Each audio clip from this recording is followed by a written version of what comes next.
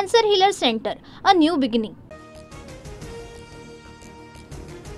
महाराष्ट्राची लोकप्रिय वृत्तवाहिनी आता डीडी फ्री डिशवर. आजपासून डीडी फ्री डिशच्या प्रेक्षकांना TV9 मराठी 68 क्रमांकावर पाहता येणार.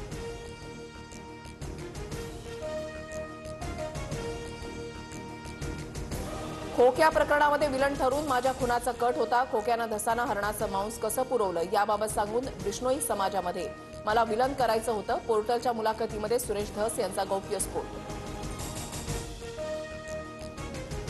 सुरेश धसांना फसवलं जात आहे. हरिण आमचा देव, आम्ही कधी मारलं नाही. आमच्या घरात सापडलेलं मांस रानडुक्कर आणि बकऱ्याचं होतं. खोक्या भोसलेची पत्नी तेजू भोसलेंकडून स्पष्ट. सुरेश धसांकडून सहानुभूती मिळवण्याचा प्रयत्न. धसांच्या बोलण्यात काही तथ्य असेल असं वाटत नाही. धसांच्या आरोपांनंतर अंजली दमानी यांची प्रतिक्रिया. किती काळ वाल्मिक कराड आणि सुदर्शन घुलेवर चर्चा होणार. दमानी आणि सुरेश धसांनी या सर्वातून बाहेर पडून विकासावर बोलावं. संजय राऊतांची टीका. एकमेकांच्या टोळीवर कमेंट केल्यानं बीड तुरुंगामध्ये राडा. गीते कराडच्या गँगच्या आरोपींकडून एकमेकांची जिरल्याची भाषा. गीतेच्या टोळीकडून कराडच्या टोळीला बीड हत्येवरून टोमणे. सूत्रांची माहिती. अडवाणी असताना मोदी पंतप्रधान झाले. अडवाणींचा हक्क होता, त्यांना सत्तेवरून बेदखल केलं. संजय राऊतांचं विधान.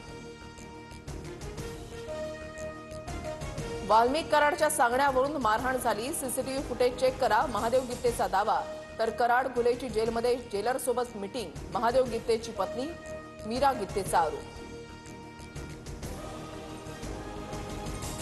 कुणाल कामराच्या 2 फेब्रुवारीच्या शोमधील प्रेक्षकांनाही पोलिसांकडून समन्स. नया भारत शोमध्ये उपस्थित प्रेक्षकांचे जबाब नोंदवले जाणार. काही प्रेक्षकांचे जबाब नोंदवण्यास सुरुवात झाल्याची माहिती. प्रशांत कोरटकरच्या जामीन अर्जावर आज कोल्हापूर कोर्टामध्ये सुनावणी. छत्रपती शिवरायांचा अवमान आणि इंद्रजित सावंत धमकी प्रकरणी कोरटकर सध्या न्यायालयीन कोठडीत.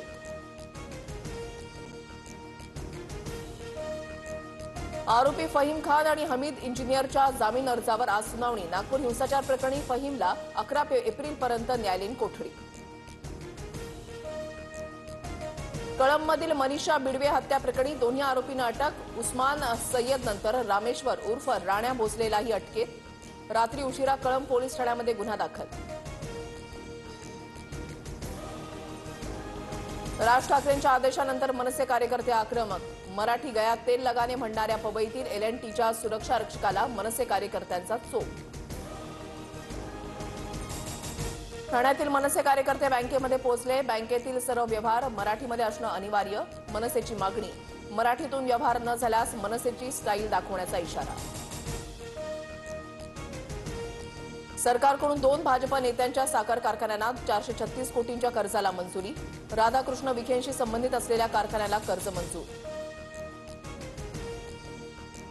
आर्थिक वर्षाच्या शेवटच्या दिवशी 183 GR. कोट्यवधी रुपयांचा निधी आणि अनुदान वितरित. रात्री उशिरापर्यंत मंत्रालयामध्ये कारभार सुरू. अनेक जिल्ह्यांना पावसाचा ऑरेंज आणि येलो अलर्ट.